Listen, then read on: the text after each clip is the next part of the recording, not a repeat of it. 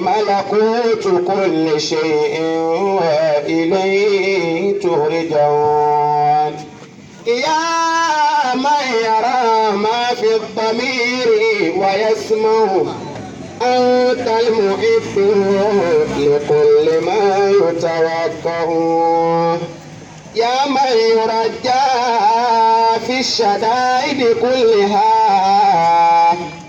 يا من إليه المشتكى والمفزع يا من خزائن رزقه في كل كن أمن فإن الخير عندك أجمع ما لي سوى فرعي عند بابك حيلة فلئن رددت فأي باب أقرأ ومن الذي أدعو وآتف باسمه إن كان فضلك عن فقيرك يمنع حاشا لجودك أن تجزل والمواهب أوسع. أعوذ بالله من الشيطان الرجيم. بسم الله الرحمن الرحيم. الحمد لله رب العالمين.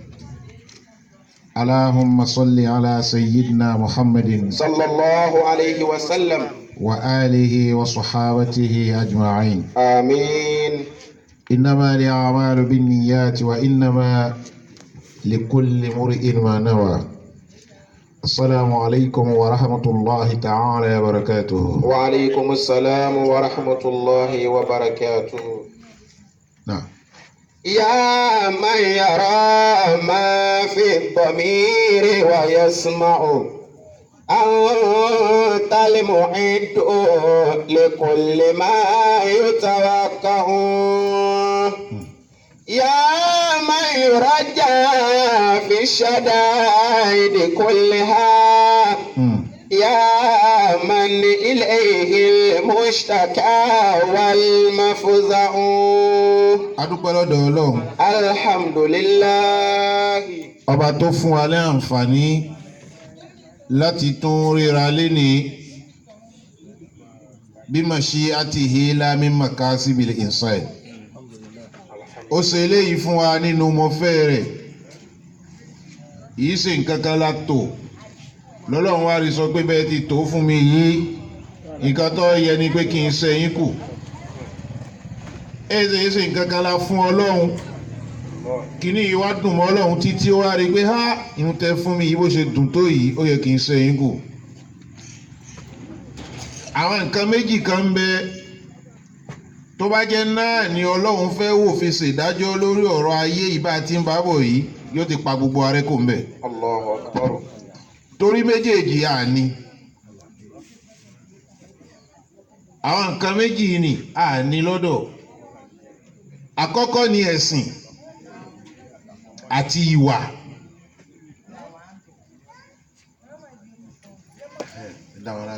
يا من يرى ما في الضمير ويسمع.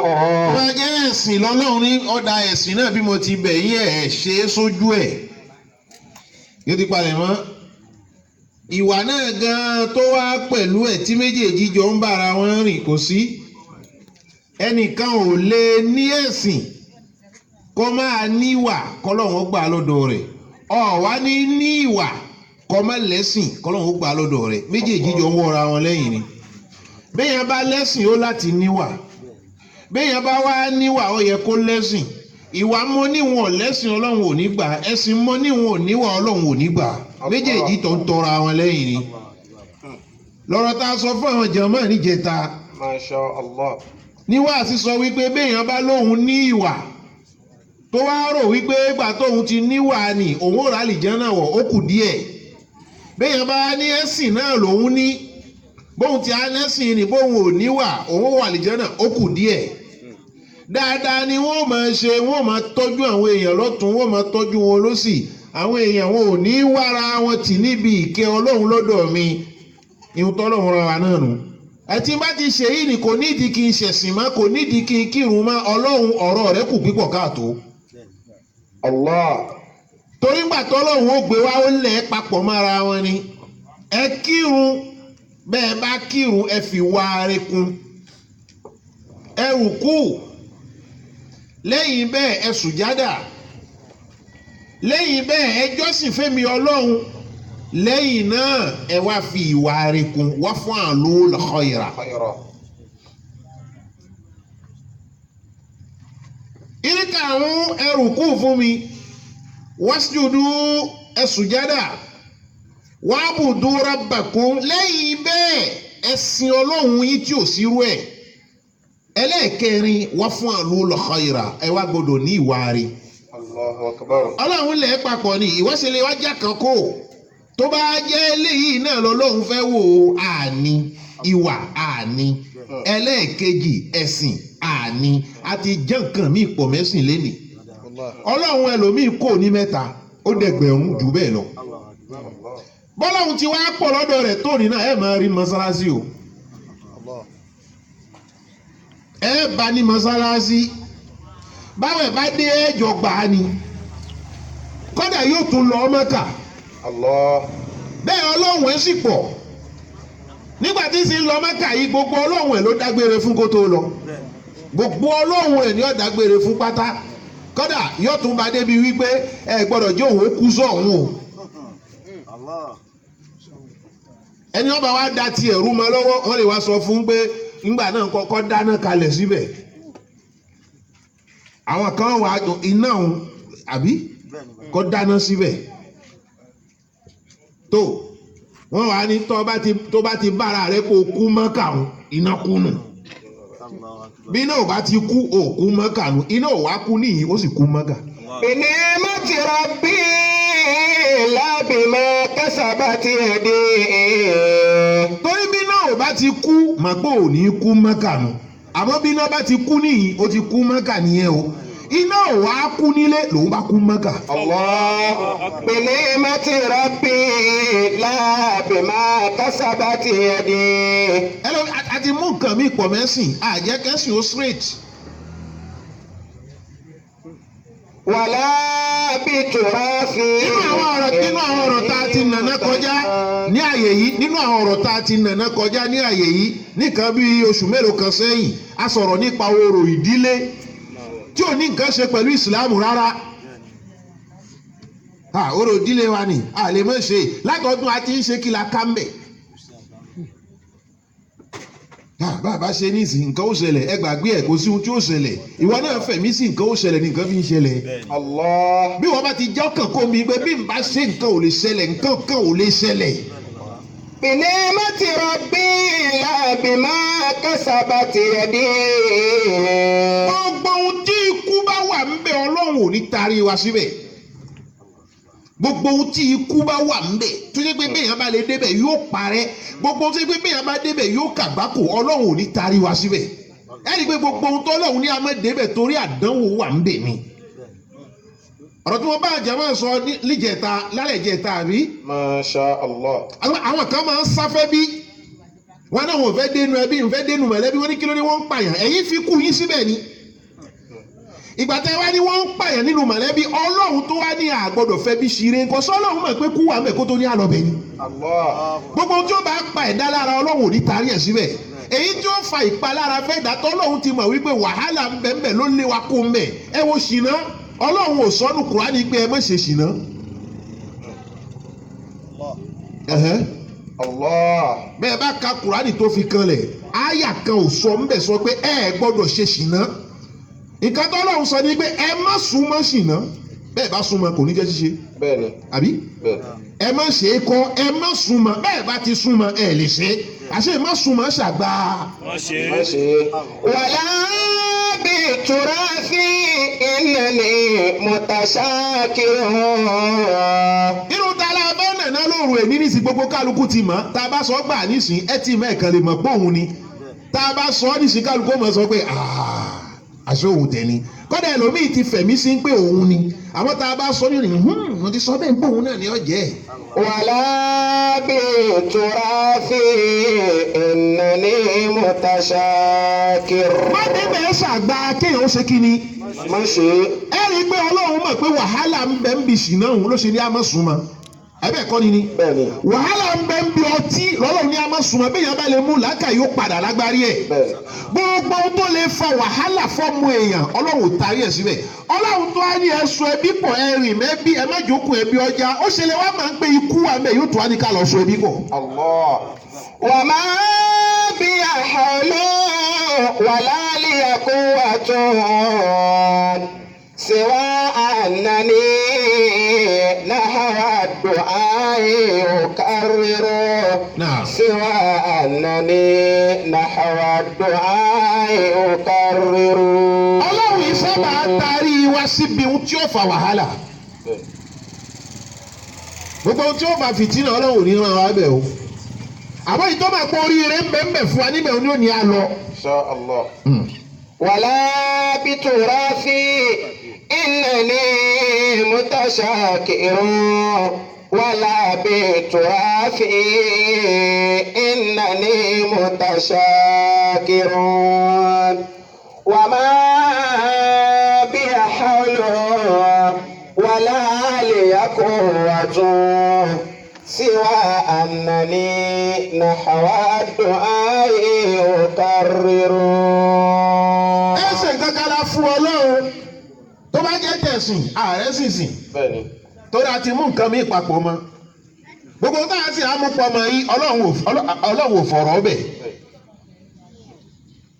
bí n bá ṣe yìí nísìnyí bóyá nǹkan báyìí ó ṣe mí kébí bóyá ló fi kún tíra ò sọ pé nǹkan kan ó ṣe ẹ ìwọ ló gbé nǹkan tí ó ṣe ẹ síbẹ̀ fún rẹ̀ nísìnyí là ń sọ̀rọ̀ ohun ọlọ́run ní aṣọ ẹbí pọ̀ àbí àwa sì wá rí pé àwọn èèyàn bá dá sọ̀rọ̀ ẹbí wọn ń kú àwa la fi kú síbẹ̀ ọlọ́run ò fi kú síbẹ̀ báwo ni òní túlé ẹbí ṣe ni àdìmọ́dé bẹ́ẹ̀ ọmọ ìyá mi ò máa pe ọmọ ẹ̀ sọ wípé má lọ o ṣé o mọ̀ pé ńgbà tí lágbájá lòun fẹ́ ṣe ń jọ òun ó kú má ìfẹ́ kú rẹ o ọlọ́run ò fi kú síbẹ̀ ọmọ ádámọ̀ ló lọ rún nǹkan burúkú mọ́ gbangba lè.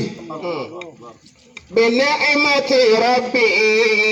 ọlọ́run tó ní ẹ̀sùn ẹbí pọ̀ aṣẹlẹ̀ fẹ́ gbé ìgbésẹ̀ kẹ́ bí ó so pọ̀ kíkú tó máa wá dé ebó ní kú gbà níbẹ̀ ikú ò lè sí mbẹ́ wàsílù arahamakum hadith anabi fún tẹ̀lé. sallallahu alayhi wa sallam. ó ní mọ̀lẹ́bí yẹn sún papọ̀ mo sì ṣàlàyé níjẹta fún ọ̀jọ̀mọ́ mo máa ma mẹ́nu lọ bẹ̀ ni o fẹ́ yìí tẹ̀ wá wá sí á padà síbi ibi tá à ń lọ lálẹ́ yóò jì a ní kí ló ju ẹ̀ṣẹ̀ lọ àbí gbogbo yìí ti mọ̀ a bá sọ lẹ́tọ̀ọ́ mọ̀ pé àsóhun ni fọ́nfàní ẹ̀yìn tẹ̀ sí wá sí ìjẹta.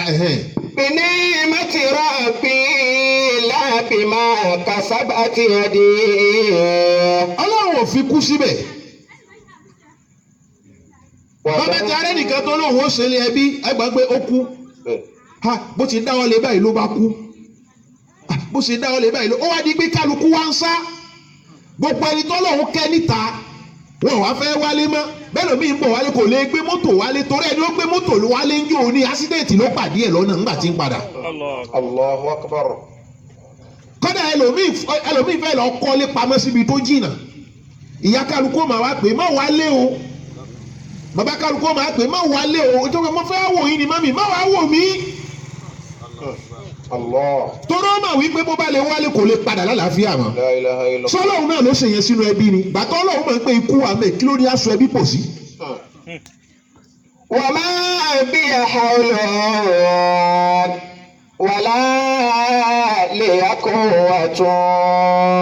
káàdì pé kálukú ọmọ wa tìtì bọ́lé wá kọ́dà ẹlòmíì bá débi pé àti lè fún mọ̀lẹ́bí ẹ̀ lówó ó diṣẹ́ torí owó tí wọ́n fún wọn náà tó fi ń ṣe mùsíbà fún wọn. a ní sọ gbówó fún ẹ ó ní bẹ́ẹ̀ ni ṣé òun pápá ló fọwọ́ ara ẹ̀ gbé fún ẹ báyìí ó ní bẹ́ẹ̀ ni ó lọ ti tán fún náà nù. níwọ̀n bá gbó ṣé sáà ní sàánú mọ́ kálukú ọmọ wa ti dìbò lé ní má ṣe o ìgbọ́dọ̀ ní kó fún wọn lówó tó bá ti wánu ẹbí wọn ẹbí bàbá ẹ níbí ó gbọ́dọ̀ fún yàn kan ní kankan tó bá wọlé bàbá ẹ wá bí o gbọ́dọ̀ fún yàn kan ní nǹkan kan mọ́mí ẹ jẹ́ ṣe sàrà gbẹ́rù sọ̀hún ìran ẹ̀ sàrà tí ó gbẹ̀mí ẹ̀wọ̀n rẹ̀ ọlọ́run ní atọ́jú ẹbí fọlọ́hún lẹ̀ pẹ̀lú ẹbí ìfẹ́ kọ́ dá sí i kì í ṣe pé kò wùyá pé kọ́ ọmọ máa ṣe kò fẹ́ so pọ̀ ọmọ rẹ̀ lọ́sàn gangan ni. ẹ̀wọ̀n ta arọ́pọ̀ pọ̀ mọ́ orin ọlọ́run. بنعمة ربي لا بما كسبت يدي. rárá ẹ̀sìn àní ìhun bọ́lọ́hún ti fi nǹkan sí àwọn àgbẹ̀ síbẹ̀ mọ́ bọ́bọ́ bá wà lọ dálẹ̀ bọ́bá lè gbọ́ fírígbọ́ lọ ògo òdílé wọn à sí àfà Allahu Akbar kabira. Allahu Akbar. ògùn náà kan tó wà nínú ilé tí ń fúnná ní ìmọ́lẹ̀ wọn à sì jó wọn à sọ sómi. ẹbí náà nù wọn ni mọ wálé ọmọ Ádámọ̀ burú pípọ̀ wọn lè bẹ́ igi dànù Yorùbá tún wá gbé òwe kan wá òwe tí èmi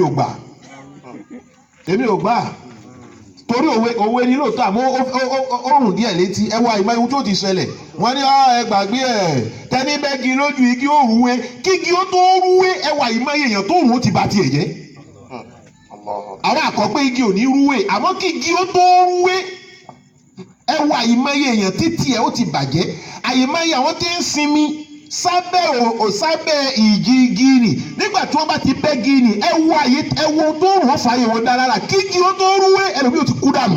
Allahu Akbar. ibi tọ́lọ̀ wò fi nǹkan sí àsìlọ́ tì í bọ̀ bẹ̀. ẹ gbàgbé ẹ kò í ṣe pé kò wù ẹlòmíì kó tọ́jú ilé ẹbí ẹ̀ nǹkan burúkú tí wọ́n ró mọ́nu ilé náà ní sá fún. ìyá mi ò máa sọ fún ọmọ ẹ̀ má wálé mọ́mí ẹ̀yìn sì wá mi àáfẹ́mí pẹ̀lú wọn lẹ̀ egungun tá a fi kọjá fi kọ́ sájà lọ́rùn lèmi pẹ̀lú wọn wọn lè jẹ́ kó lè sọnù mọ́mí ẹ jẹ́ kémi náà wá ìwọ ò tí ì tó ẹnu ẹ̀ jẹ́ kémi àti wọn jọ ọmọ yanjú ẹ̀. بنعمة ربي لا بما كسبت يدي. ọmọ ọlọ́run bá ti wá rí pé wàhálà ń bẹ́ẹ̀ kò lè tarí wa síbẹ̀ oore ní bẹ́ẹ̀ bí ká tẹ́bí ṣe ọmọ Ádámọ̀ ló lọ́ọ́ fi bẹ̀rù nǹkan burúkú. wàlá. mo wá sọ̀rọ̀ lọ níjẹta mo fọ̀rọ̀ gún ibi tí mo fẹ́ nu ẹ̀gún sí náà ní ibẹ̀ wọn láti gbé nígbà tá a bá pàdé jẹ̀mọ́ nígbà míì ibi tí mo fẹ́ nu ẹ̀gún sí kẹ́yìn náà gbọ́ ibi tí mo fẹ́ nu ẹ̀gún sí ni wípé ọ̀dà agbọ́ngbé béèyàn kan bá ti lóhùn ó tó tó bá ti gbé gbèsè pé òun ó tó ẹbí ṣe ni wọ́n ń kú ìhun tá a lè wá ṣe ni a pè pàdé mọ̀lẹ́bí ojú ó pè ẹsẹ̀ ó pèlè a wá sọ pé náà nísìnyí nínú ẹbí yìí a sọ a sì ọgbọ́dọ̀ báyìí a sọ a sì fi òǹtẹ̀lé kódà alájọbí láfi lé àdúrà náà yóò sì lágbára òun ni wípé lónìí nínú ẹbí tá a wà yí ẹbí kìnnìkìnnì gbogbo ọmọ tó bá ti dìde tó bá ti náà wọ́n tún lé yìí ṣe gbogbo ẹni tó bá rúkú sí kúkú ó jẹ́ tiẹ̀ kálukú ó ṣe àmì àmà àwọ̀ ẹnu gbogbo kálukú ẹni tó bá ti ṣe àmì jọ́nà lábàá fura sí. wàmà bí àhálù wàlálì àkúwàtò tiwa lẹ́ni náà dùn áì òkàrírù. wàláhì tábà bẹ̀rẹ̀ sí ṣe bẹ́ẹ̀ ìyẹn tó ní kú wọn. bẹ́ẹ̀ni máa bí àhálù. nígbà ìgbà náà o ilé yìí bó ti wà yí ọ̀dà ha ṣé bẹ́ẹ̀ náà ni ó wà wà ní àwọn ọmọ àwọn àsọgbéyàn kan nígbà yẹn gan o àsọ bẹ́ẹ̀ àmọ́ gbogbo ọmọ tó bá ti ní òun fẹ́ tún lè ṣe bẹ́ẹ̀ni kan bá ro aburú sí aburú jẹ tiẹ̀ bẹ́ẹ̀ bá ní kó kú olú ẹ̀ yóò kú alájọbí la fi lé gbogbo kálukú kó ṣe àmì á máa wọ ẹnu ìyá á máa wọ ẹnu bàbá ẹni àbá ti gbọ́ àmì lẹ́nu rẹ̀ àfúrásì. wàlá lè kó wa tún.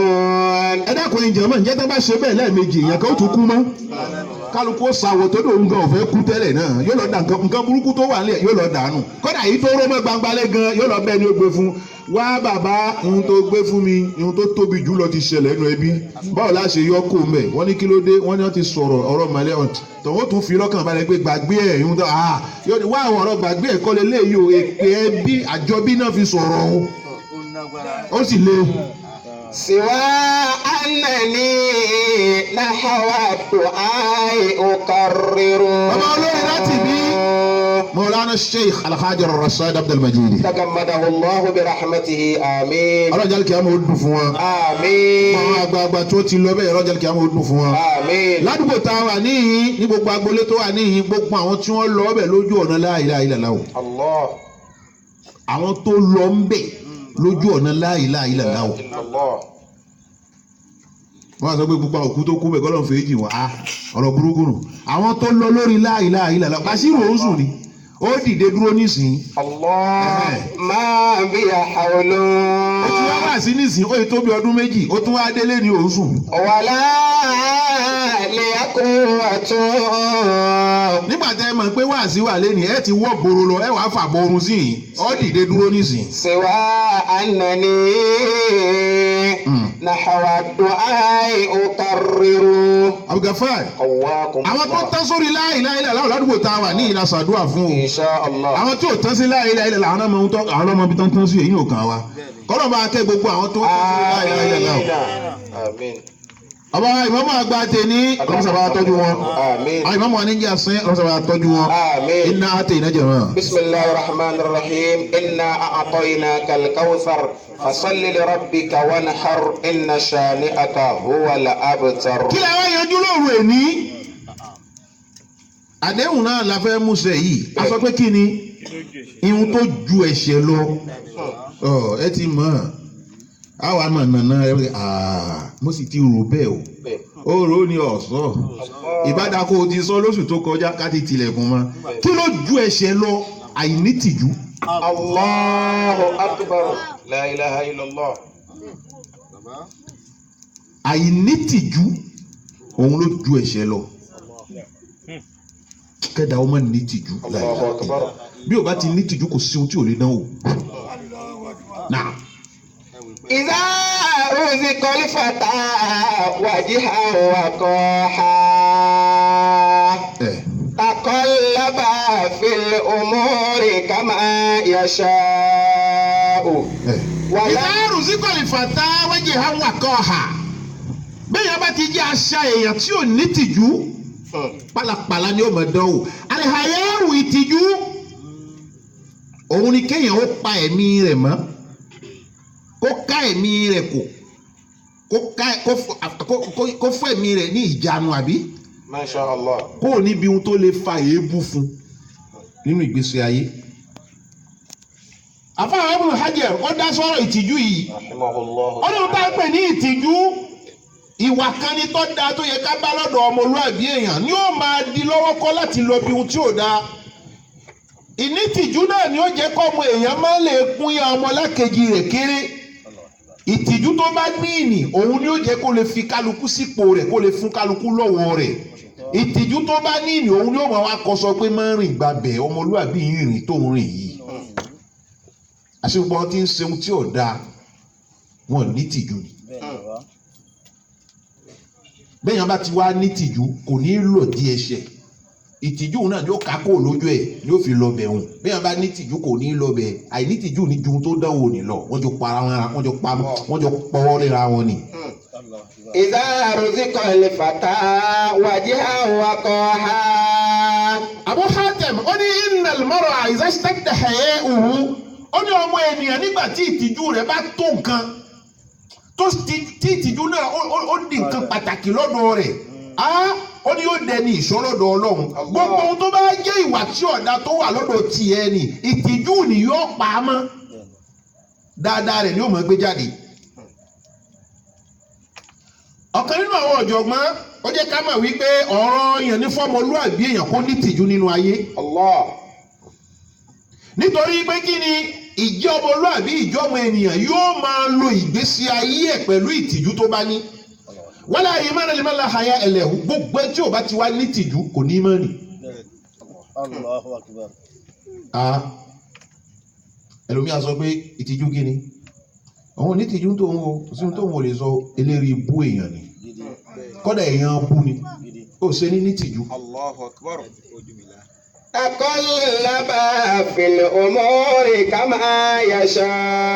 wọ́n ní tó fa inna sahib al-haya ó ní gbogbo ẹni tó bá ti jẹ́ onítìjú èèyàn ẹ̀rù ó máa bà á Abdulgafar ẹ̀rù ó máa bà á pé kóun má rí tìjú nínú ayé kójú má tìhun òun fúnra ẹ ti ní tìjú kò ní fẹ́ rí tìjú àwọn èèyàn gbogbo ohun tó lè fa òun náà kó dẹni yẹ̀yẹ́ kò ní fẹ́ ṣe é ihun tí ó dẹ̀ sí èlẹ̀ kò ní fẹ́ ṣe é débi pé yóò ṣẹ̀sìn láì yóò fi àṣẹ̀sìn láì kìyàmà àfáà Ibn al-Qayyim òun náà ń dá sọ̀rọ̀ náà ó ní ìtìjú tá à ń sọ wípé òun ló ṣàgbà ẹ̀ṣẹ̀ yìí ìwà kan ni kéèyàn ó ní tìjú ìwà kan ni tó já sí wípé a gbọ́dọ̀ bá lọ́dọ̀ èèyàn nínú gbogbo ìwà tí wàá ń bẹ láyé o ìtìjú yìí òun lágbára pípọ̀ ó sì tẹ òṣùwọ̀n kódà ó ní balùwà ha sátẹlẹ ìnsàníyà ó ní kódà òun ló jẹ́ ẹ̀ṣà tá a fi lè dá èèyàn mọ̀ wípé dájúdájú lágbájá tó dúró yìí lágbájá tó jókòó yìí lágbájá tí ń rìn lọ yìí lágbájá tí ń bọ̀ wá yìí lágbájá tí ń bá sọ̀rọ̀ yìí lágbájá tí ń bá mi sọ̀rọ̀ yìí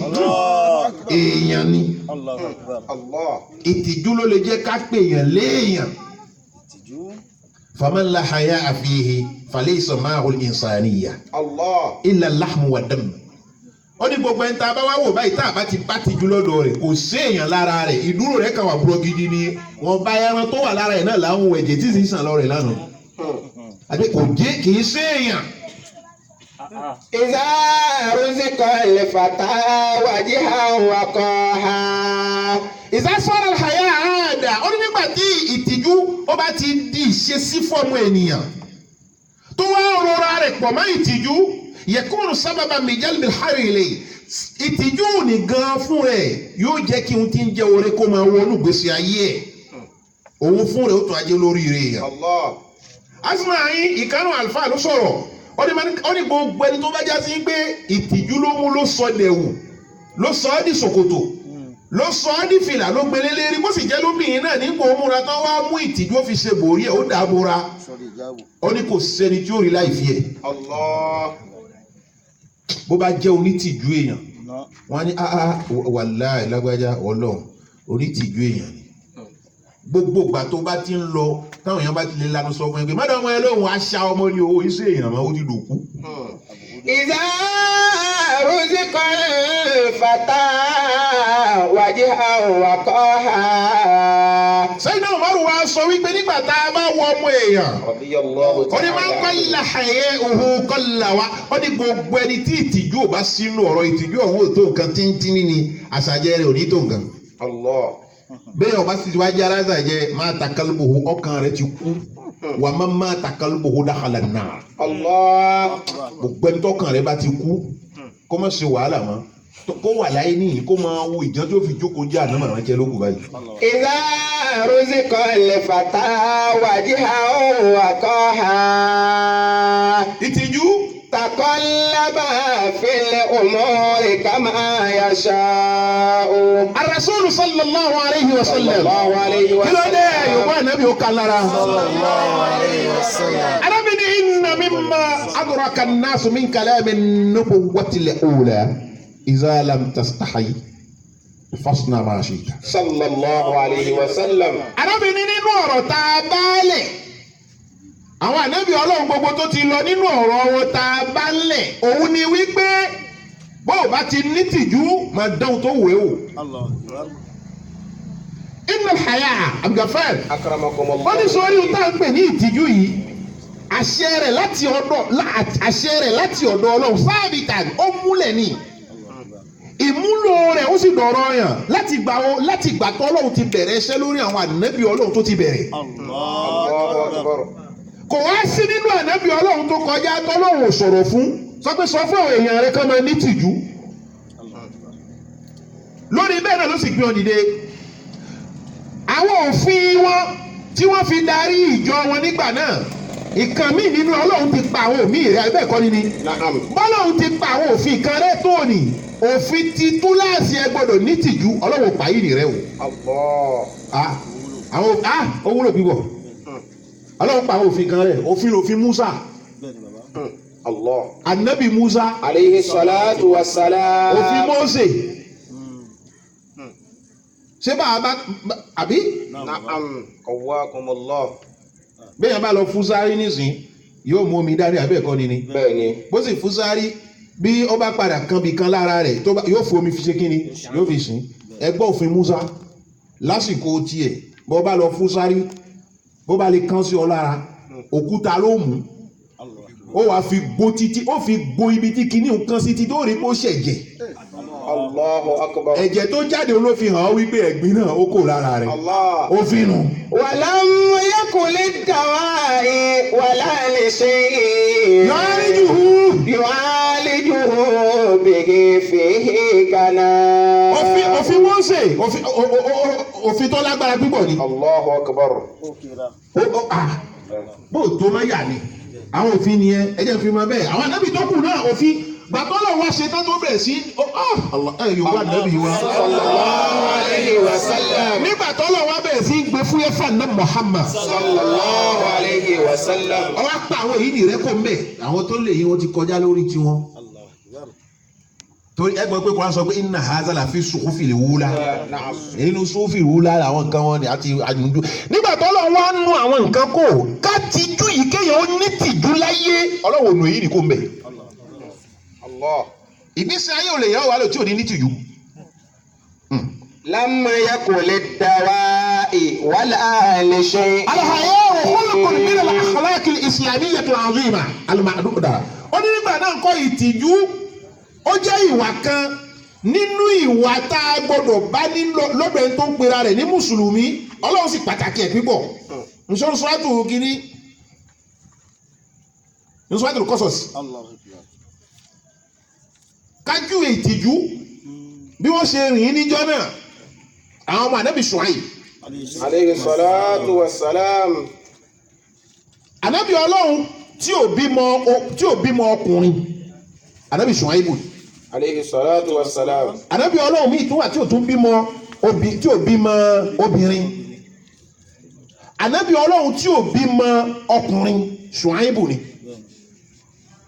bẹ́ẹ̀ náà lẹ́lòmíì náà sì bọ́kùnrin kò bóbìnrin ànábì Ṣuaib yìí máa wá dẹran ni alayhi salatu wa salam. lára àwọn ìbéèrè tí ó padà wáyé nìyẹn nù palẹ̀ mẹ́ta ń ṣe kọ́ya só mọ́lẹ̀ o á padà bí ẹgbẹ́ ànábì wo ni ò bímọ ọkùnrin kí sì lórúkọ ànábì náà ọ̀rọ̀ tí ń bá lọ yá máa so nǹkan mọ́lẹ̀ ńbẹ̀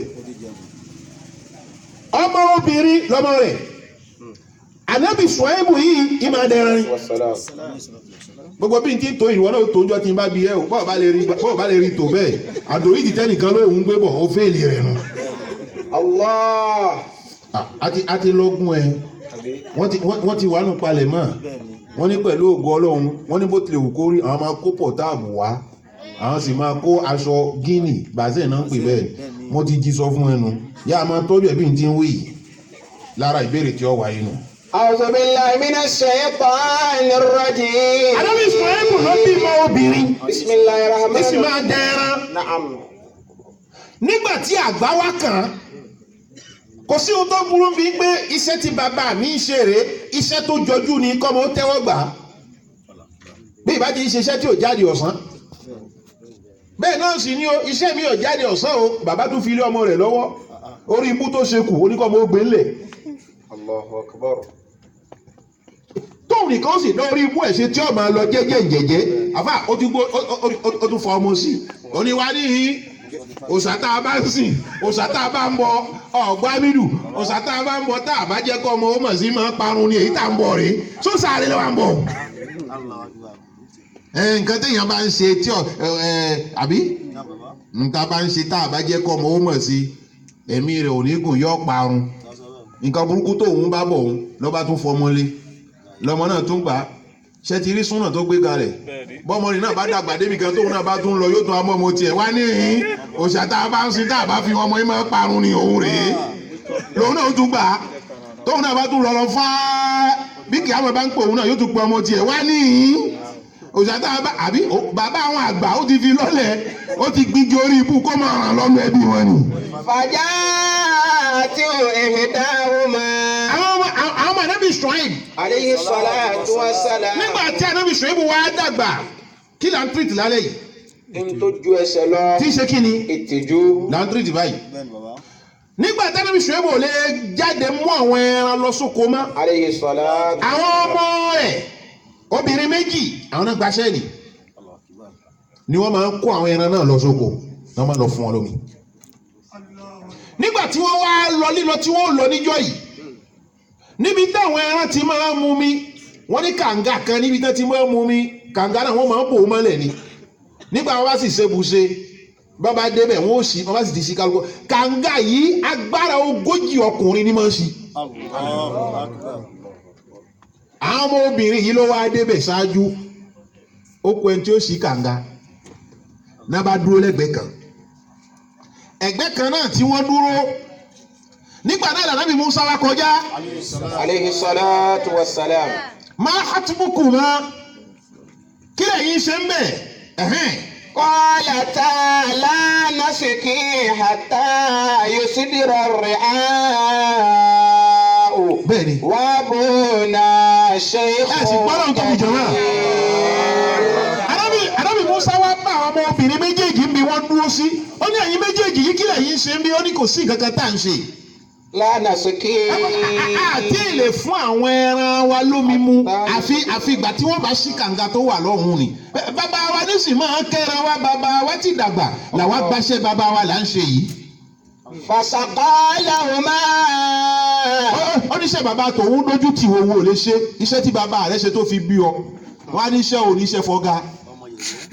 La ilaha illallah. olóhùn ò lè ṣiṣẹ́ fọ́gá wọ́n ní kí ló dé oní náà iṣẹ́ yẹn ò sí mọ́dù mọ́ ihun tí wọ́n ṣe bí ìyá rẹ̀ nu ihun tí wọ́n ṣe bí òun gan ihun tí wọ́n ṣe fẹ́ ìyá rẹ̀ nìyí ihun tí wọ́n ṣe bí òun gan ó fọ́gá náà fi tọ́ ló fi mọ ọ̀rọ̀ sọ ló ń ṣẹnu gbọ̀ngbọ̀n.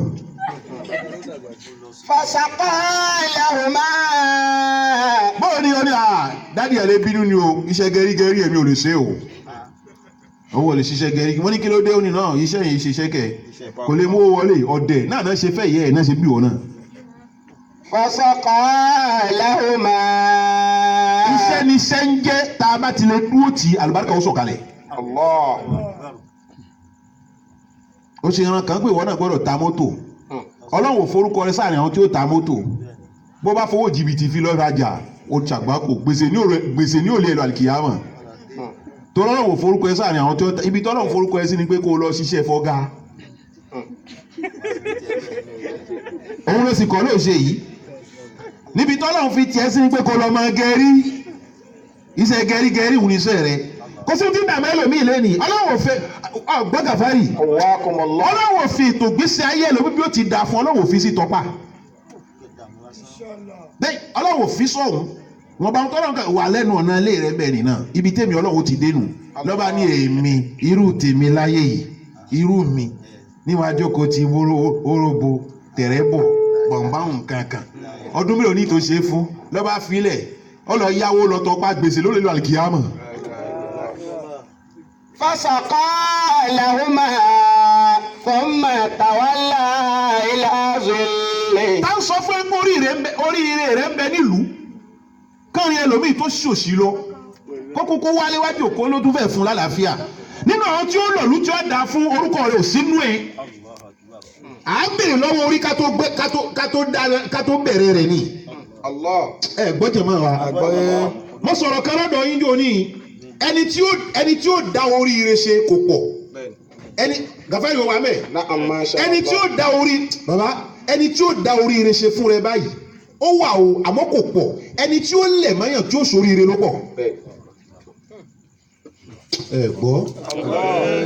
fasaqala huma.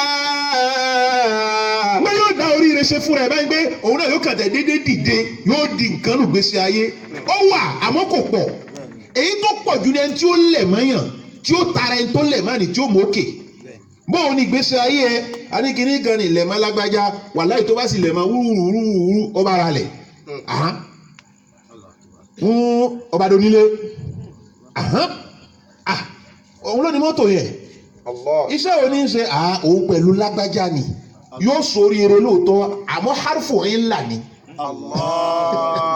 gàbárì hárfù ńlá ni àyàfi alárùn ni àfikọ́ lẹ̀ mọ́ nǹkan kó tó lè ríṣẹ́ ṣe hárfù yín là kò lè dá gan jẹ hárfù yín là yọ lẹ̀ mọ́ nǹkan ni tó bá gbọ́ tó bá sọ pé òrèlè hárfù yín là àràfi tí ò wúlò yọ dà fún ọ àràfi aláàárẹ̀ kò wá lè dá nǹkan ṣàfikọ́ lẹ̀ mọ́yàn tó bá sì ti lẹ̀ mọ́yàn yóò bá máa mókè. Allah. Thumma tawalla. iṣẹ́ jẹ́ bí èèyàn bá ti lè ṣe kí ṣe bẹ́ẹ̀ sì ni o Na'am. òṣìṣẹ́ ó jàre ìṣẹ́ Bẹ́ẹ̀ni. ọba níṣẹ́ kan lápá ò ní kankan tó ń jẹ ìwádìí pé ọba nísìnyí ẹlòmíì ò níṣẹ́ tí ń ṣe ìjọba kọ́ ní sanwó oṣù fún o ọ̀kan tún ní kò níṣẹ́ kan tí ń ṣe o kò sì sí ní ààfin ìjọba tí ń darí wa yìí o lòun náà tún wá bú ìjọba náà àtẹ̀wá kọ́ńpọ̀n ìjọba wa náà pápá tí ó ti àmú gbogbo nǹkan ó lé gbogbo nǹkan owó ò tẹ̀ wọlé wọ́n ń ṣiṣẹ́ lọ́dọ̀ ẹ̀ ni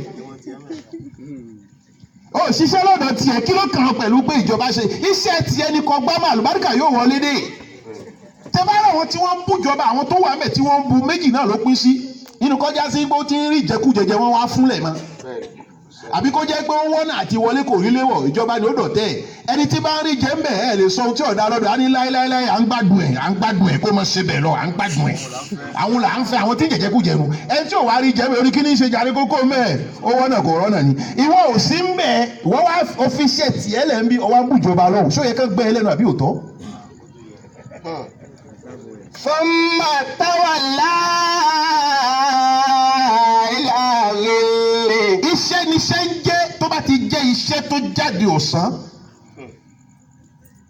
ọba àmà lagi iṣẹ́ ni bọ́lọ̀ ń bá ní àlùbáríkà dé ó dé nìyí la ilaha illallah bọ́lọ̀ ń bá ní àlùbáríkà dé ó dé nìyí ihun tẹ́ni ó wà ní kíní pọ̀ tí ń ta mọ́tò tí ò rí ṣe bá àlùbáríkà bá ti dé sínú omi tiẹ̀ tó ń pọn níyì ó rí ṣe inú ẹ̀ náà ló ti máa tọ́ ọmọ lásìkò tí wọ́n bẹ̀rẹ̀ sí fọ́ nǹkan tí wọ́n fọ́ ọ̀yàn kó lọ́nà wọ́n fọ́ gbọ́n wọ́n fọ́ kìnìkan ẹlòmíì bẹ̀rẹ̀ ẹkún ó ní jọ́ olówó torí nǹkan kíní iná fọ́ nísìnyí kí ni wọ́n wá fọ́ wọ́n bá ró àwọn kéékèèké tí ń tòjọ́ náà ni ó ní kíní lòun fi ràn ọmọ tòun ní yunifásitì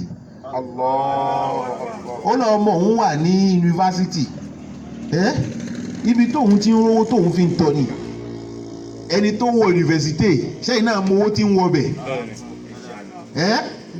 kọ̀tà mọ́tò kọ̀tà lẹ́wọ́ wọn bá kó bọ́ta kó jòkó náà ni o àlùbáríkà sì wọnú ẹ̀ ó ní ohun tóun fi ń tọ́ àwọn ọmọ ní títí wọ́n fi wọ yunifásitì gbàtẹ́ wá fọ́ gbàtẹ́ fáwọn oníṣìí bóòlù owó ti ṣe.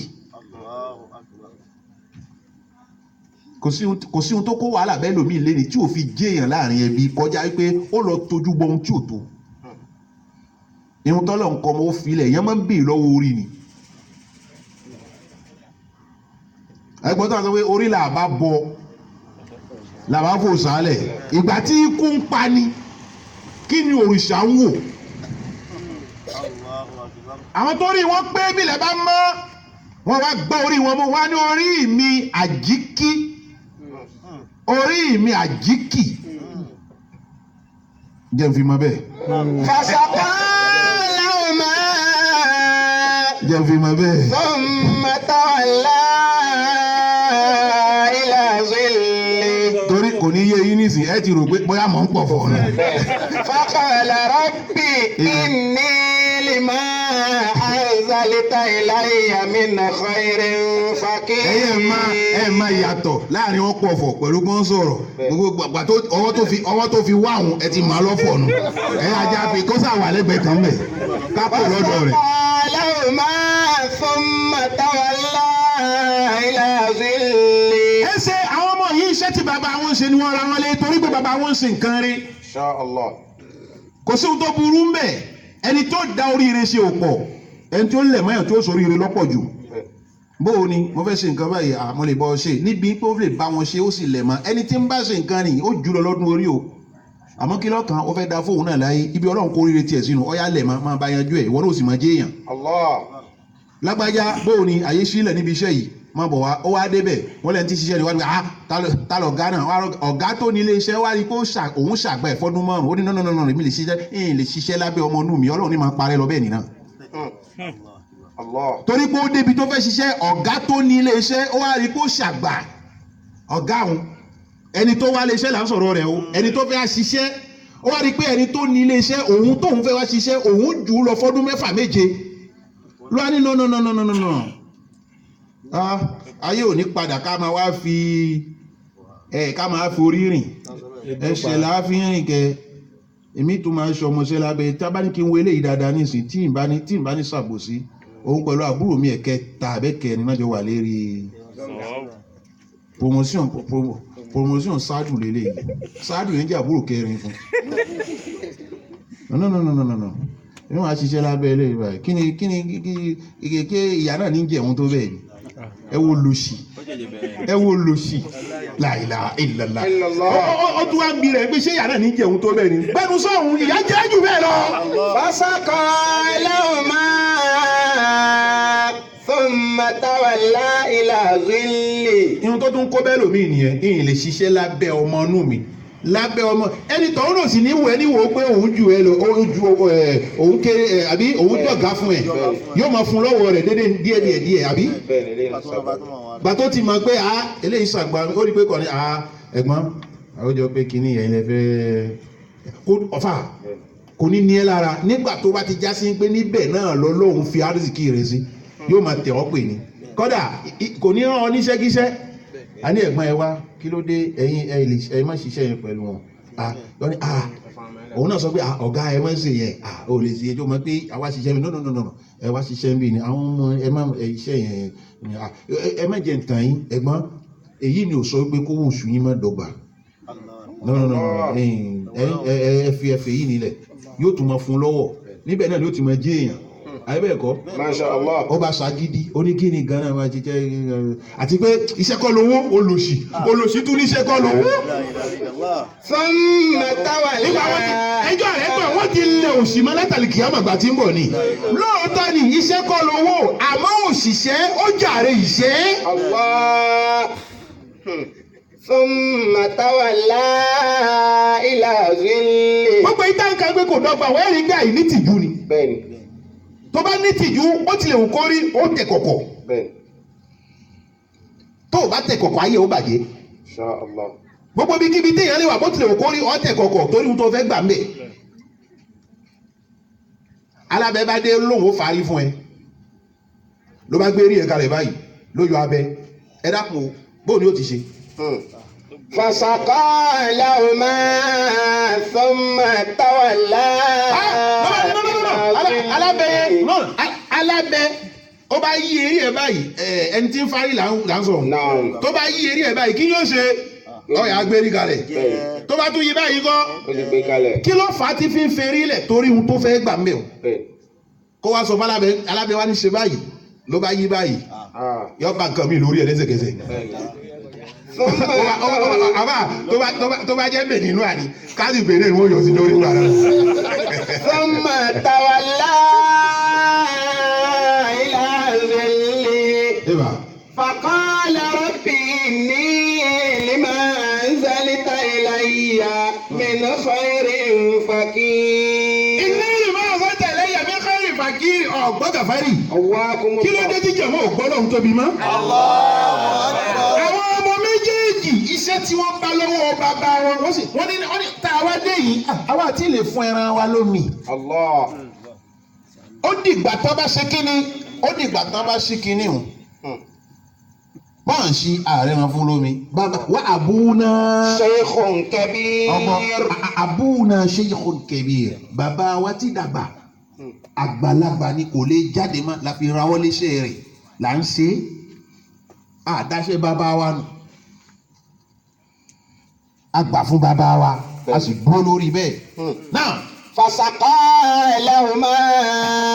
alábì Musa ọkùnrin Ọlọ́run Alayhi salam. ló bá ní káwọn obìnrin náà kàn yín so náà bá débẹ̀ kò sẹ́ni tó lè ṣí kànga Musa nìkan ló dá kànga náà sí. Allah. wọ́n sọ fún ẹni ọkùnrin Ọlọ́run ni. Alayhi salatu wassalam. bí Musa ṣe jẹ́lẹ̀dá ló jẹ́ kọ́lọ́hún ó rántí Fíráúnà náà. bọ́lọ́hún bá ara àdá mọ́wọ́ sí Fíráúnà iṣẹ́ náà ò ní yanjú. àmọ́ ó rí i pé Musa gan-an ihun tó yẹ ni náà lágbé ko ni ìwọ lọ yẹ lọ́kọ̀ ojú ẹ̀. Alayhi salatu wassalam. kó lè dàdán òfun kọ́kọ́ gbọ́ sí lábẹ́ òun náà ni kó tọ́ ẹ náà kó lè mọ̀ pé àwọn Ọlọ́run lára tá a fẹ́ dá. Allahu akbar. Musa ló yẹ Fíráúnà náà gẹ́gẹ́ mi náà ti yẹ yín náà. Faqala rabbi bẹ́ẹ̀ mi náà ti yẹ yín. inni لما أنزلت إلي من خير فقير.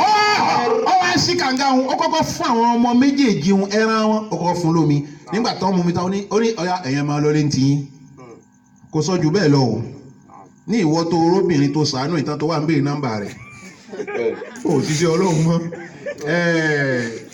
ó tún bá gbogbo ẹ̀jẹ̀ tàtà kọ́ tàtì ni. فسقى لهما ó ṣe nǹkan kan torí ọlọ́run rí. ثم تولى إلى ظل wọ́n bá fẹ́ràn lómi mu orí kí lorúkọ yín ṣe ní nọ́mbà mi o.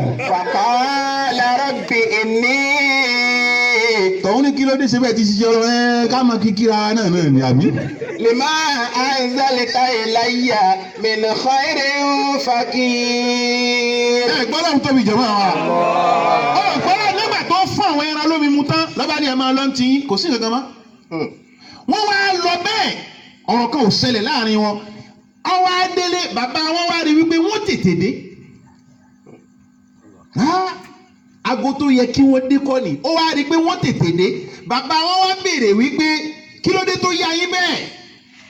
wọ́n wá ṣàlàyé fún bàbá wọn wípé ó gbọ́dọ̀ yá wa ọ̀tọ̀ lórí ni tòní ń jẹ́ apàdé ẹnìkan ni ẹni náà ló ṣe sábàbí ni ìrìn wa fi yálé ni kódà ẹni náà ẹni ìfọkàntán ni èèyàn dáadáa ni kódà abá ìwọ ọmọlúwàbí lára rẹ̀ onítìjú èèyàn ni. Allahu Akbar. فجاءته إحداهما. bàbá yìí aago ń lọ díẹ̀ dákun. تمشي على استحياء. nígbà tó ọ̀rọ̀ di padà sókè díẹ̀ káfẹ́ bẹ̀ lójú díẹ̀. فسقى لهما ثم تولى إلى ظل. musa nù. فقال رب إني لما أنزلت إلي من خير فقير. alẹ́ musa ò ní ohun tí ó jẹ o. عليه الصلاة والسلام. kò sì fún wọn lómi mu kò fún àwọn ẹran wọn lómi kó ní ọyá ẹsàn kankan lórí ẹ̀. ebi ń pa á níkùn ó sì febi náà pamọ́ ó fi yanjú tó yanjú ni. àwọn tó ń lọ tán wà lọ jòkó lábẹ́ igi kódà tíra kan sọ pé ebi pa débi pé ewé tí ń bọ́ lérí igi náà ní jẹ. Allahu Akbar. àfa àwọn ni ó ṣe eré ẹ̀ lẹ́nìí bí sẹ́ńgì bá ti fẹ́lẹ̀ báyìí àfa àfẹ́ lálàánù. alájà salamu aleykum ṣé láàfíà ni ẹ kó ojúmọ́ yóò sì dá pípọ̀ tí n bá lè rí yín lẹ́ni o torí tá a rí lóhùn mẹ́júmọ́ ọ̀dà ẹ̀ sì ní rí nǹkan rẹ̀ di yín. Faqala rabbi. irú kílẹ̀ yín rí mojú ẹyẹ rí nǹkan rẹ̀ rí. Lima anzalta ilayya.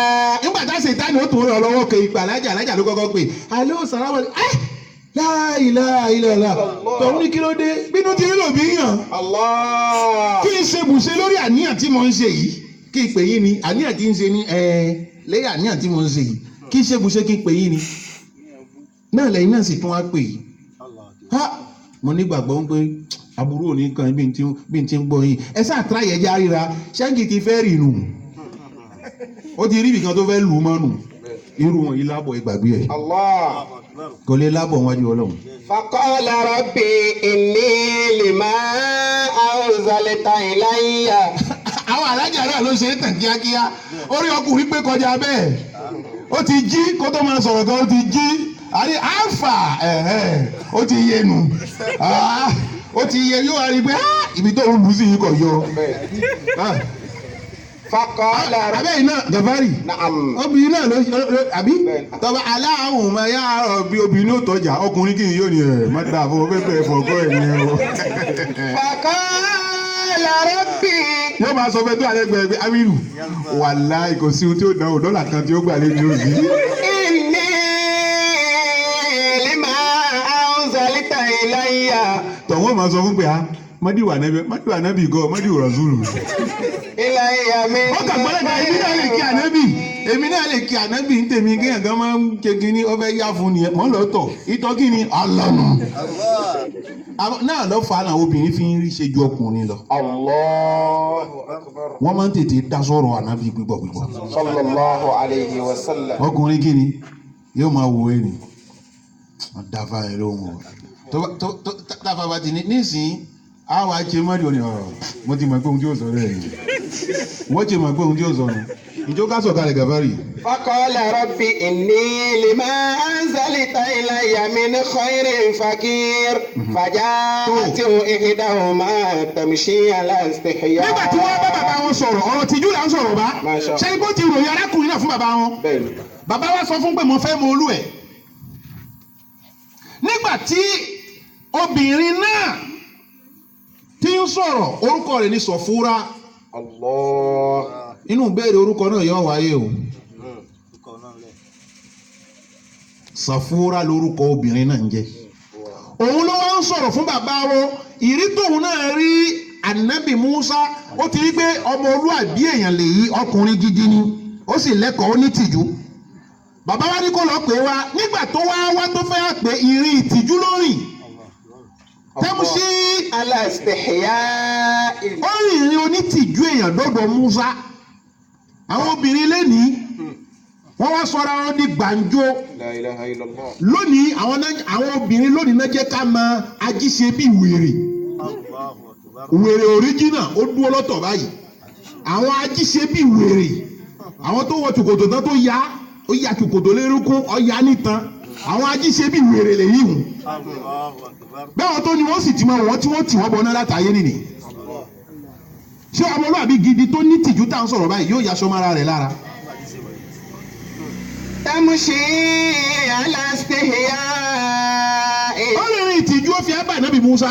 Qalati. ló bá sọ fún Ànábì Musa ń gbé. Nabi yad'uka. ó ní wá tí mo wá yìí nǹkan kan kọ́ ló gbé mi wá bàbá mi ní kí n pè é wá. Liyajziyaka ajra. nígbà tí ń sọ̀rọ̀ fún Musa kò fẹ́ kí Ànábì Musa kọ́kàn rẹ̀ ó rí bákan ó tètè sọ fún lẹ́ẹ̀kan náà pé má jẹ́ kẹ́rù bẹ́ẹ̀ o pípè tí bàbá mi ń pè é ó fẹ́ ṣẹ̀san oore tó ṣe fún wa ó fẹ́ san ẹ̀san rẹ̀ fún ẹni. Allah. ló ṣe ní ń pè é wá. Falamma ja'ahu.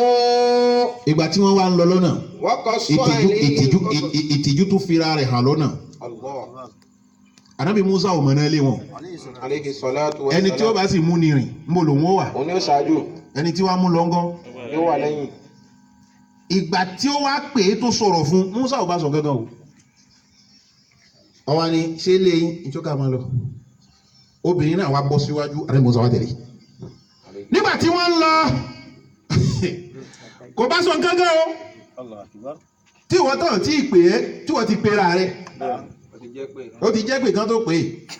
ṣébí wọ́n ló béèrè ilé. níwọ̀n bá kó sóore kò wá sí fàtà kan lọ́rọ̀ tiẹ̀ kò sí lìláwó mbẹ kò sí lìlá irú tiẹ̀ lìlá kan náà ni. tata ẹ ti ń lọ ni kò yí lọ ó so mọ́lẹ̀. nígbà tó wá ń lọ lọ́nà obìnrin tó wà níwájú tí ń lọ Ànábì Musa wà lẹ́yìn ẹ̀. ìgbà tí wọ́n ń lọ atẹ́gùn wa ká aṣọ kò ní ara obìnrin atẹ́gùn ká aṣọ kò ní ìtàn rẹ̀. nígbà tí Ànábì Musa fojú kan lẹ́ẹ̀kan náà Ànábì Musa ní kó dúró.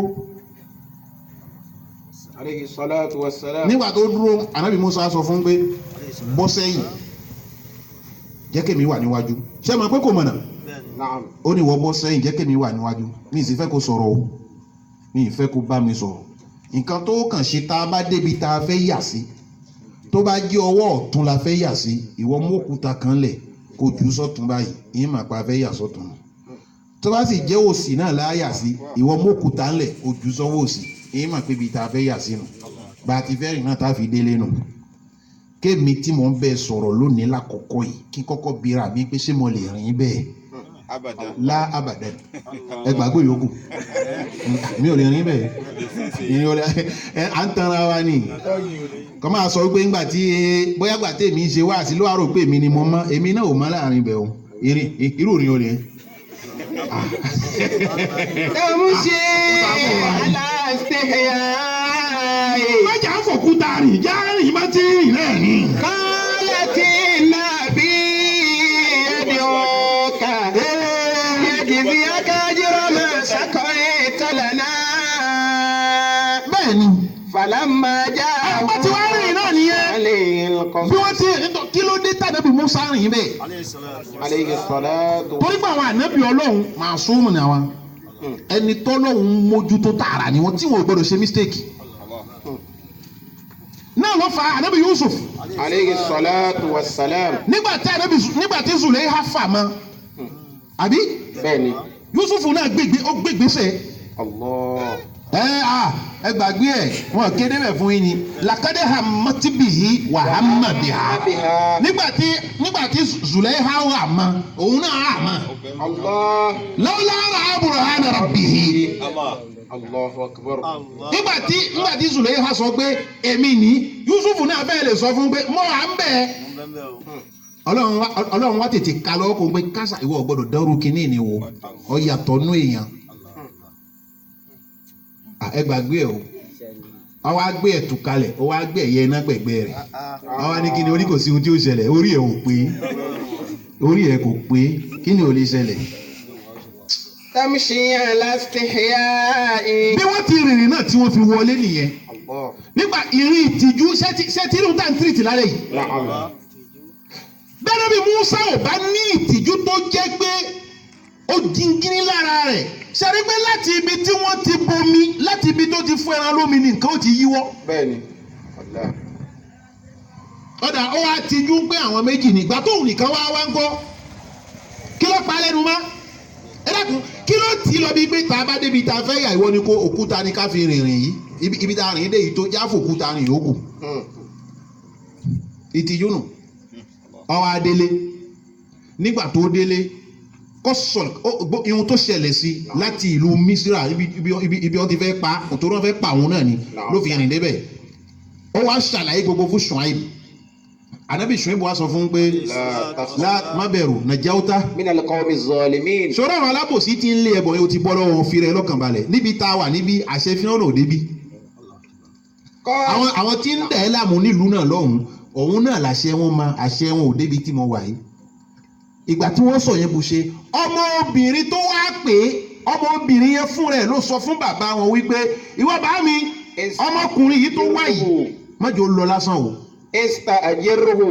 ọ gbọ́dọ̀ jẹ́ kó lọ lásán fẹ́ fún mi dákun gàfárì ago ń lọ dákun ago ń lọ ó ní fẹ́ fún mi ní tìtìjú. Ànábì Ṣuaibu wá sọ fún Ànábì Musa pé náà sórí oore tó ṣe fún ọmọ mi ó dùn mọ́ mi pípọ̀ inni uridu an unkihaka ihda ibnatayya hatayni. ó nínú àwọn ọmọbìnrin méjèèjì tó wà ń dúró yìí ó wù mí kí n so igi ẹyọ kan fún inú àwọn méjèèjì. ẹni tí sì ń fẹ́ Ànábì Musa láti inú ọkàn ẹ̀ torí ìwà rẹ̀ tó ti bá pàdé lọ́dọ̀ ẹ̀ ó ti sọ fún bàbá pé èmi mọ̀ fẹ́ èmi náà ni kò sì fẹ́ fún. Ṣuaibu wá ní wọ́n fẹ́ ìyàwó fún ẹ àmọ́ ò ní gbà lọ́fẹ̀ẹ́. bàbá ọmọ olóhùn oṣù ègé ọmọ tòun ohun tó bá wù ní kó gbà lórí ẹ o. yes ohun tó bá wù ní ó gbà lórí ẹ máa gbọ́ tàn yìí. ó kàn já sí pé àṣejù ti pọ̀ jù àṣejù wọnú ẹ̀. nígbà tá Ànábì ti wá dé tó rọ gbogbo ẹ̀ lọ́rùn tán àwọn náà tún wá tàṣejù bọnú ẹ̀ èwo lówó pàǹtí. tẹ ẹ kọ ẹrù títí ẹ kọ owó pàǹtí ihun tá a mọ̀ ní pàǹtí nìgbó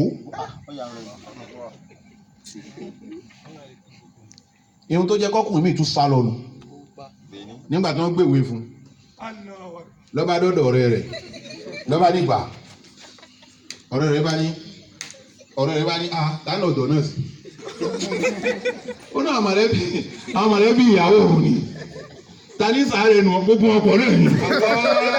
fala wallahi ma fil aishi khairun. agodele. wala dunya iza zahaba li haya'u. ya'ishu al-mar'u mastahya bi khairin. wa yaqbalu ma baqiya al-haya'u. wa yaqbalu ma baqiya al-haya'u. ìwọ tó dákùn mi ò tún sánú nígbà tí wọ́n náwó sí báyìí lọ́wọ́ àwò ọkà lọ ọkà bọ̀ onítọ̀ ọwọ́ ṣàdúrà pé ọlọ́run ó ṣeun ó kúkú ti lóyún jẹ́ kó sọ̀ láyọ̀ àtàláfíà yóò kàn bọ́ ọlọ́run dámọ́jẹ̀ ìmúra ní ọlọ́run ò ní bínú ni mo máa ń pọ́ ọmọ ló dé èmi àti ẹ̀pọ̀ torí ó ti ṣeun tí wọ́n kọ sí ìwé orí pé kò sọ̀rọ̀ ń bẹ̀ ìjọ olówó tó yanjú gbogbo ẹ̀ náà àríkẹ́ àwọn òfin ẹ̀dẹ́ báwọn lẹ́nu ẹ̀ kò sọ̀rọ̀ mánú bẹ́ẹ̀ ni àgbà ń tó wà àmọ́ ká fi làákà yìí sí. bẹ́ẹ̀ ẹ̀wọ̀n tí Ṣuaibu fi so igi alayhi salatu wa sọ fúnra fún Musa ó ní wọ́n so igi ẹ̀ fún ẹ àmọ́ sàdáàkì tí wọ́n gbà lọ́dọ̀ rẹ̀ ó sì mí fọ́dún mẹ́sàn-án ó sì mí fọ́dún mẹ́jọ ó sì mí fọ́dún mẹ́jọ Allahu akbar. kí ni torí ọ̀dà ọmọ yìí fún ẹ ó wá ní fàáyín àtìmọ́mù ta aṣara fámìlì ẹni mẹ́jọ lè mí pè fún àmọ́ tí wọn náà bá tún fi méjì kún tó di mẹ́wàá ìwọ ló fẹ́ yín fún rẹ o. Allah. ṣẹ̀rí àwọn ẹ̀gbọ́n níbẹ̀rẹ̀ mo sọ wípé inú àwọn ànábì tó ti kọjá àwọn òfin kan wà níbẹ̀ tó lóun ti parẹ́ òfin à ń sin bàbá ìyàwó fọ́dún mẹ́jọ mẹ́sàn-án mẹ́wàá ò sí mọ́ ẹ̀sìn kú ẹ̀. àmọ́ ihun tá ń kọ fẹ́ lòmíì lẹ́nìí ojú kó sì hàn fógún ọdún lọ. alùbáríkà ò sí ń bẹ̀ ẹ́ gbàgbé ẹ̀ sófẹ́ wọ́n fẹ́ ó wù ẹ́ ó wù mí àkọ́kọ́ ní sàdáàkì ìwọ obìnrin tán fẹ́ béèrè lọ́dọ̀ ẹ̀ kí ló wù ẹ́ èlò ló wù ẹ́ ní sàdáàkì kódà ihun tí ìyàwó bá lóun fẹ́ gbà ní sàdáàkì la fẹ́ kọ́kọ́ ó fún tí kò bá ní lọ́dọ̀ ní pípé kó jẹ gbèsè ẹ̀ sí lọ́rùn pé yes ihun tó béèrè ní ń san yòókù fún ẹ tí ò sì gbọ́dọ̀ mọ́ san gbèsè ní lọ́rùn rẹ̀ ọ gbọ́dọ̀ san ká la etí sí ihun tá à ń sọ ọ̀rọ̀ gidi ló tẹ̀yìn lọ́rùn wa ọ gbọ́dọ̀ lákọọ́lẹ̀ lẹ̀ ni gbèsè tí ọ gbọ́dọ̀ mọ́ san ni gbèsè tí ọ gbọ́dọ̀ mọ́ san ni náà Ya'ishu al-mar'u yóò bẹ̀rẹ̀ wàá tún ní sáà sadukatihinna nihla ẹ fún àwọn obìnrin tó tẹ̀ ọ́ lọ́rùn ìwọ náà wà nítorí pé wọ́n ní ká ń fún ẹ ní nǹkan tí ó jẹ wàhálà bọ̀ lọ́rùn ṣé mo ti bẹni tó ń fẹ́ kó tó fẹ́ ó ti mọ̀ ló ti rí ìfẹ́ lọ ṣáájú gbogbo nǹkan ìgbà kankan lọ́dọ̀ rẹ kí fátíà fún mi kó máa jẹ́ sàdáàkì àlùbáríkà ó ti bẹ̀ yọ láéláé ọlọ́run máa jẹ ẹ̀mọ́ ìyá rẹ̀ ní ó pè é sí kọ̀rọ̀ orí ẹ̀ ò pé kí wọ́n fi fátíà fẹ́ ìyàwó nu ẹbí ẹ̀. fala wallahi ma fil 'ayshi khayrun. ìtìjú ni wọ́n fi rìnrìn yẹn ló fi bọ́ sí fún ọ. wala dunya idha dhahaba al-haya'u. arábìnrin Muhammad sallallahu alayhi wa sallam. ó kọjá lára ẹnìkan ó wá rí tí ń ṣe wáàsí fún ọmọlákejì rẹ̀ tí ń sọ̀rọ̀ fún nípa ọ̀rọ̀ tìjú Ànábì ní fi ilẹ̀ ihun tí ń jẹ́ ìtìjú nínú ìgbàgbọ́ ló wà béèyàn bá ti nígbàgbọ́ òdodo fọ́lọ́run yóò ní tìjú béèyàn bá ní tìjú kò lè nígbàgbọ́ òdodo fọ́lọ́run wọ́n lè máa ra wọn ni ó ní ìtìjú àti ìgbàgbọ́ àwọn méjèèjì lẹ̀pọ̀ ni bọ́kàn bá dìde ìkejì ń tẹ̀lé ni bọ́kàn bá ti já kó mẹ́ ìkejì náà yóò sá kó mẹ́ ó ní ohun tá a pè ní ìtìjú ètò nǹkan ni tó bá ti wọnú nǹkan kan báyìí nǹkan náà máa ń létò ni tó bá lè jáde kó nù nǹkan náà báyìí yóò dàrú mọ́ra wọn ni kò ní sétò mbẹ̀ mọ́ abigafari akramakumullah. ó ní pàpín ohun tá a pè ní ẹ̀kọ́ láyé pàpín gbé lágbájá lẹ́kọ̀ọ́ òun ni kò ní ìtìjú nínú ìgbésí ayé ẹ̀ Allah. pàpín ohun tí ń jẹ́ ẹ̀kọ́ nù ìsálámù tẹ̀sítáhìí fásitì máa ṣe ìtẹ̀ Allah. bó o bá ti ní tìjú máa ṣe ohun tó wù ẹ́ kí ló wílẹ̀ kan gàfárì.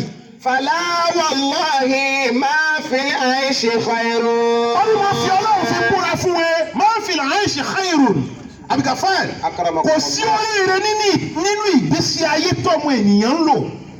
wala dunya. nínú ayé tí ń lò ìṣẹ̀mí ayé ẹ̀ ìṣẹ̀mí rẹ̀ lákọ̀ọ́kọ́ náà kò sóríire mẹ́ ayé náà gan fún ẹ̀ kò sí ìgbádùn mẹ́ fún ìzáza habàlàyà nígbà tí ìtìjú bá ti sákò mẹ́ kátàkátà ni ó máa ṣe ìtìjú ní jẹ́ kéèyàn hùwà tí ọ̀dà ìtìjú ní jẹ́ kí bẹ́ẹ̀ bá róbìnrin kan tí ń kẹsẹ̀ bọ́ ẹsẹ̀ àìní ìtìjú ni tó bá ní ìtìjú kò ní kẹsẹ̀ bọ́ ẹsẹ̀ ìtìjú ni ó kà lọ́wọ́ kó pé ìwà dọ̀tí yìí kàn ká mi mọ́ bẹ̀ kàn ní èmi ni mo rí irú mo hùwà burúkú yìí àìní ìtìjú ó ju ẹ̀ṣẹ̀ lọ ṣebí àìní ìtìjú ni ó tì í lọ bí ohun tí ọ̀dà tó bá ní ìtìjú yóò kà lọ́wọ́ kò ní lọ bẹ̀.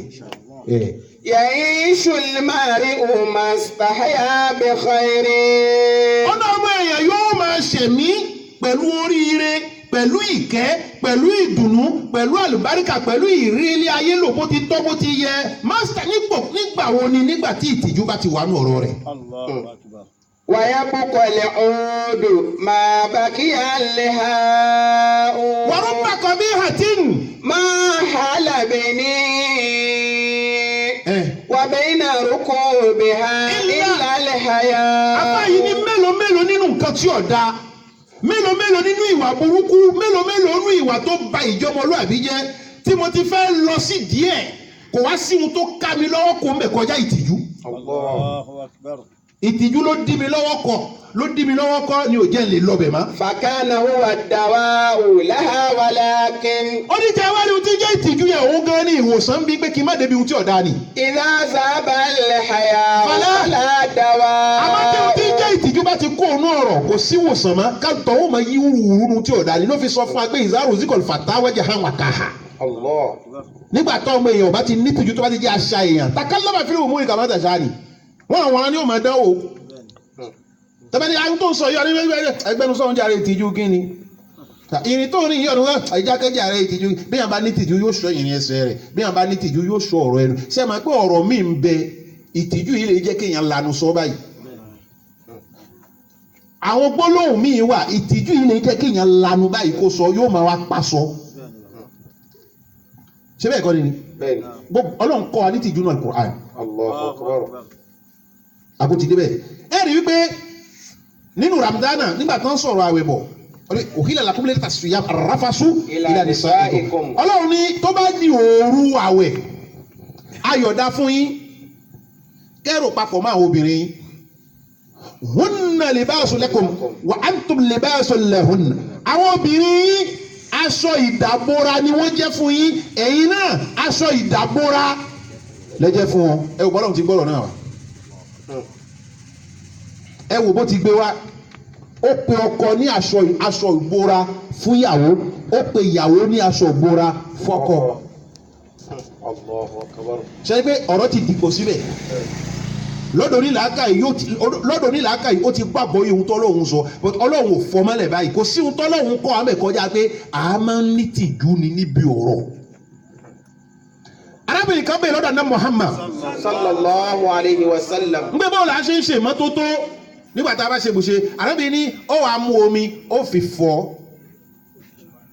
ó ní ó tún wá ń bí arábìnrin ní omi arábìnrin ní Allahu akbar. ṣé ó ti yé sallallahu alayhi wa sallam.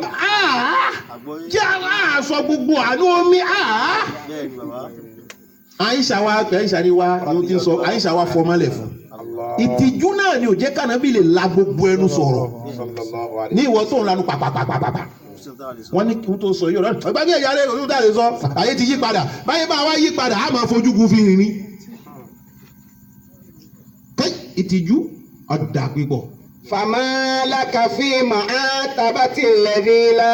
ìdá kọ́lá máa wù wájú àbí. idha qalla ma'ul wajhi qalla haya'u. wala khayra fi wajhin idha qalla ma'u. ó ní sahibul haya daiman ó ní gbogbo ẹgbẹ́ àtijọ́ ní tìjú gbogbo ìgbà yóò máa bẹ̀rù Ọlọ́run yóò sì máa kó ìrágbé kóun má ṣe rí ìtìjú ayé àtàlùkìyàmà. Allah. Al-Islam òrìyàn ó ní ìsìlámù wa yìí hòhò ló wà o wà lè bá ṣuhu àtẹ́kùwà aṣọ tá a dàbò ìsìlámù òun ni kí ni rí ìbẹ̀rù Ọlọ́run wa zinatu wal haya ihun tó kó ọ̀ṣọ́ bá ẹ̀sìn náà òun ni kí ni rí ìtìjú. Naam. àdàbí tó a sọ pé gbogbo ẹ̀sìn láyé náà ló ní ìwà tiẹ̀ wa hulukul Islam ìwà tí ìsìlámù yìí ní òun ni ìtìjú bó bá ti kó òun ọ̀rọ̀ kò sí òun pàmò. Allah. kí ló tún zá ní sìngbà tá a kó ti lò. idha qalla ma'ul wajhi qalla haya'uhu. bẹ́ẹ̀ni. wala khayra fi wajhin idha qalla ma'uhu. nǹkan márùn-ún ní ń kó min alamati shaka nǹkan márùn-ún làpẹrẹ tí fi hàn pé olórí búlẹ̀ yàn. Allahu akbar. bá a bá ti bá márùn-ún lọ́dọ̀ àbí mẹ́rin ni tá a bá ti bá lọ́dọ̀ rẹ̀ kò sáà àní olórí ibú èèyàn ni yóò sì parí síbi orí ibú náà ni nígbà tí wọ́n bẹ̀rẹ̀ rẹ̀ ní qaswatul qalbi kéèyàn lè lọ́kàn ọkàn rẹ̀ wá lé gbogbo nǹkan náà fi bẹ́ẹ̀ lóhùn nígbà òun nígbà kí ló tún kù fún ẹ ma ẹ dákun o mo sì béèrè ìbéèrè kan o lẹ́yìn má bínú kí ló tún kù má bínú lẹ́yìn pé ó sọ fún yẹn pé má bínú ó wá lóhùn ò gbọ́ ó lóhùn ò gbà wọ́n ní o má bínú olóògbà ẹ dákun kò sí ohun tó kù àbùkù lókù tó tún gbà torí pé mi mo tú lọ mo tú lẹ́yìn dákun má bínú ẹ dákun kí ló tún kù lẹ́yìn ma ọkàn náà wá lé qaswatul qalbi kéèyàn lé lọ́kàn kó má tètè yọ nǹkan kó.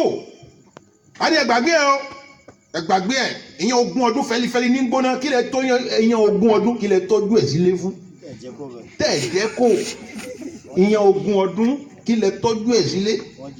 ẹlòmíì kú lọ báyìí ọ̀rọ̀ 40 ọdún tẹ bá bí a ní ha ó kù níbẹ̀ fún mi mo tọ́jú ẹ sẹ́gbẹ̀ẹ́ kan báyìí ní ògbé nǹkan burúkú lọ kìyàmà 40 ọdún lẹ́yìn 40 àbí lẹ́yìn 40 ó tún wá ní òun tó ń rántí ọ̀rọ̀ náà ó wà lẹ́gbẹ̀ẹ́ kan báyìí nínú tòun ha ẹgbẹ́ kan nínú ẹ ọgbọ̀nsẹ̀ kò lọ́dànù ó wà lẹ́gbẹ̀ẹ́ kan rẹ nínú ẹ̀ náà ó tún tọ̀ kọ́ bá lọ kọ́sùwà nígbà tó wá ń kà á bọ̀ wọ́n ní kílẹ̀ tó àyà kí àmọ́ ní tìjú nínú tí kéré ibú báyà láyé ni ọ̀rọ̀ ta nà lálẹ́ yìí nù ọ̀dà lórí kí ni rí ká ní tìjú àìní tìjú ló ju ẹ̀ṣẹ̀ lọ èyí tá a ṣe lóòrù tèmi kò ní jẹ́ àṣemọ. amiina. ọlọ́run ó jẹ́ àrí ọ̀pọ̀lọpọ̀ rẹ̀ sí. amiin. ọlá bíbí Muhammad. sallallahu alayhi wa sallam. program yẹn ó sì wà nílẹ̀ o pẹ̀lú ògo ọlọ́run wípé lágbára ọlọ́run tọ́lọ́run bá ní kéètò náà ó dọ́gba kíní ẹ̀ máa wáyé ní ìparí ọdún. insha Allah. àmọ́ tá a bá rí i pé kò kíní ọ̀hún ò kájú lè awọ náà ò kájú lò tó a farabalẹ̀ a jẹ́ káwọ náà ó kira dáadáa ó lè kájú lò torí ìyá ní ìyá báwo ò kájú lù awọ ò kájú lù ẹ wá ń fa kúfà yọ ìyá ni nítorí náà ẹ jọ̀ọ́ ẹ̀yin bàbá wa ẹ̀yà wa ẹ̀yin náà lẹ́sìn.